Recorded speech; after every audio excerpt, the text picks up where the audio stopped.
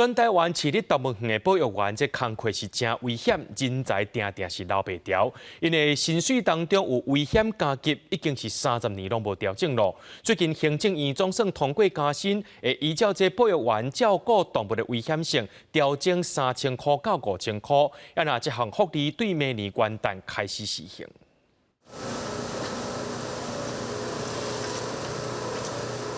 保育员当日穿点心，有果子、菜色、肉等等方派食物，准备要去饲动物。保育员逐工拢伫动物身边照顾，其实是一件危险的代志。已经有6、7档经验的保育员表示，其实因的工作并无遮尔简单，除了要照顾动物的日常生活，更要注意因的需求，无小心可能会互攻击。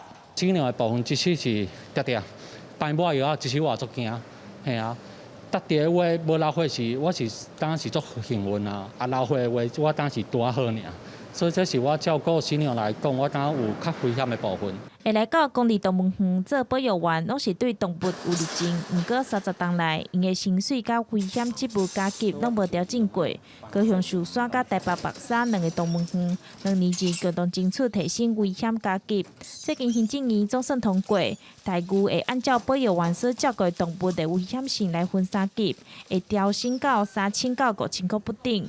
其中第1级毋那干那大树娘娘，佫会增加其他有攻击性的动物。大型的像食肉目的动物，像咱老虎、狮啊，佫是像咱比较大型的巨猿类，也都纳入在我们第1级的范围。那也从原本的2500，那调涨到了5000。若是对动物无真大兴趣，保育员常常拢会做袂落。寿山动物园主任表示，危险加级是因薪水一部分，透过这摆加薪来勉励辛苦的保育员。记者张玉辉、邱昭荣高雄报道。